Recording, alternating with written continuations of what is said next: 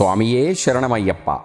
అంతులేని ఆత్మవిశ్వాసం, అంతకు మించి సన్నిధానానికి చేరుకొని ఆ స్వామిని దర్శించడమే అయ్యప్ప దీక్షలోని ఆంతర్యం.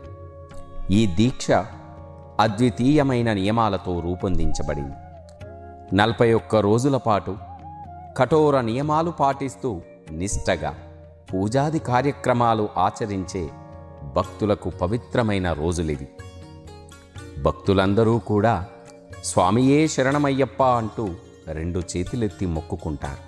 అయ్యప్ప మాలధారణ ఆధ్యాత్మికం, ఆరోగ్యదాయకం కూడా. ప్రారంభమైన అయ్యప్ప మండల దీక్షలు ప్రత్యేక పూజలతో అన్ని ఆలయాలు కూడా భక్తులతో సందడిగా మారిపోయాయి. మణికంఠుని ఆలయాలు ఆ స్వామి నామంతో మారుమోగుతున్నాయి. కోర్కెలు తీర్చే స్వామి ఆ మణికంఠుడు. అయ్యప్ప అని భక్తితో పిలిస్తే సమస్యల గుండాలను దాటిస్తాడని భక్తుల నమ్మకం. 41 రోజుల పాటు అయ్యప్ప దీక్ష కఠోర నియమాలతో కూడుకున్నప్పటికీ దానివల్ల మానసిక ఆనందం, ఆత్మ పరిశీలన, శక్తి, అపూర్వమైన ఆధ్యాత్మిక ఆనందం లభిస్తుందని గురుస్వాములు వారి మాటల్లో చెబుతూ ఉంటారు. ఫలితంగా ఎక్కడ చూసినా ఈ కాలంలో అయ్యప్ప మాల దీక్షాపరులు ఎక్కువ సంఖ్యలో కనబడుతూ ఉన్నారు. శివునికి ప్రీతిపాత్రమైన కార్తీక మాసంలో కఠిన నియమనిష్టలతో అయ్యప్ప దీక్షలు చేపట్టడం జన్మ జన్మల పుణ్యఫలంగా భావిస్తారు భక్తులు. ఆధ్యాత్మిక చింతన, ఆరోగ్య నియమాల కలబోత అయిన అయ్యప్ప దీక్ష గురించి ఇప్పుడు తెలుసుకుందాం. అయ్యప్ప పూజలో ఈ పడి పూజ ఎందుకు? అయ్యప్ప సన్నిధానంలో 18 మెట్లు ఉంటాయి. ఇవి కామం, క్రోధం, లోభ, మోహ, మద, మత్సర్యాలైన అరిషడ్వర్గాలని ప్రతీతి. మనిషిలోని 18 రకాల చెడు గుణాలు తొలగిపోవడానికి దీక్షలో పడి పూజ అనగా మెట్టు పూజ భక్తితో నిర్వహిస్తారు. అయ్యప్ప మాల ధరించిన ప్రతిసారి ఆ చెడు లక్షణాలను విడిచిపెట్టి మంచివారిగా మారాలని కోరుకుంటూ ఈ పూజను భక్తితో జరుపుకుంటారు. ఈ మాలాధారులు ఎన్ని రకాలుగా ఉంటారంటే, అయ్యప్ప మాలను కొత్తగా ఈ సంవత్సరమే ధరించిన వారు ఉంటారు. ఏళ్ల తరబడిగా దీక్ష స్వీకరిస్తున్న వారు భక్తులు కూడా ఎంతోమంది ఉంటారు. అయితే ఎవరిని ఎలా పిలుస్తారో చాలామందికి తెలియదు. మొదటిసారి మాల ధరిస్తే కన్నెస్వామి, రెండవసారి ధరించిన భక్తులను కత్తిస్వామిగా, మూడవసారి అయితే గంటస్వామిగా, నాలుగవసారి గదస్వామిగా, ఐదోసారి పేరు స్వామిగా, ఆరవసారి ధరించిన వారిని త్రిశూల స్వామిగా పిలుచుకుంటారు. 7 అంతకన్నా ఎక్కువసార్లు ధరిస్తే గురుస్వామిగా పరిగణిస్తారు. 18 అంతకన్నా ఎక్కువసార్లు మాల ధరించిన వారిని నారికేల స్వామి అని కూడా సంబోధిస్తారు. అయ్యప్ప మాలలో అత్యంత ప్రాముఖ్యతమైనది ఇరుముడి. అయ్యప్ప స్వామిని నవవిధ సేవలతో పూజిస్తుంటారు.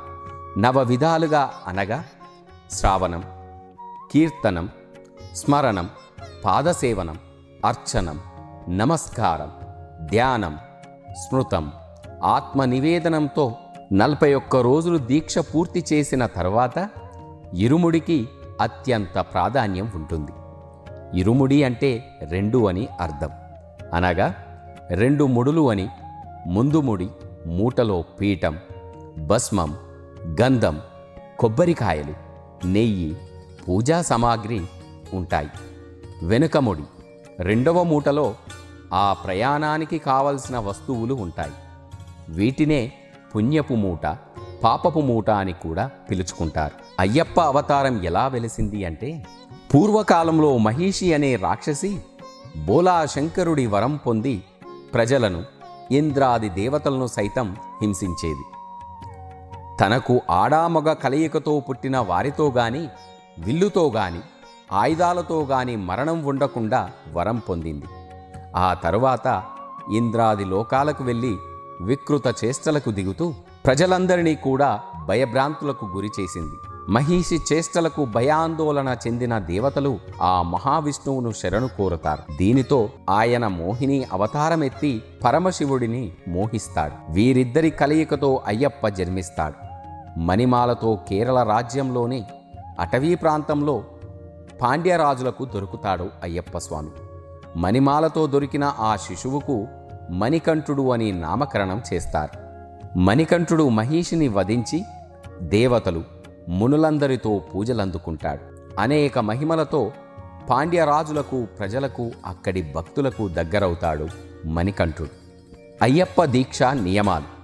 అయ్యప్ప దీక్ష తీసుకున్న భక్తులు నల్లని దుస్తులను ధరించాలి. 41 రోజుల పాటు అనగా మండలం రోజు నియమ నిష్టలు పాటించాలి. దీక్షా సమయంలో తల, గడ్డం, వెంట్రుకలు, గోళ్లను తీయడం నిషేధం. చెప్పులను ధరించరాదు.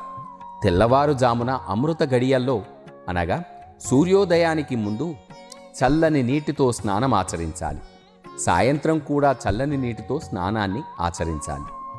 నుదుట విభూది, గంధం, కుంకుమ మధ్యలో బొట్టు పెట్టుకోవాలి. ఒక్క పూట భోజనం, మధ్యాహ్నం భిక్ష అని పిలుచుకుంటూ రాత్రి మాత్రం పండ్లు, ఫలాహారాలు అల్పాహారంగా తీసుకోవాలి. కటిక నేలపై నిద్రించాలి. అశుభ కార్యాలు జరిగే ప్రదేశాలకు, దుఃఖం సంబంధమైన ఘటనల్లో పరామర్శకు వెళ్ళరాదు. పగలు నిద్రించకూడదు. శవాన్ని చూడకూడదు.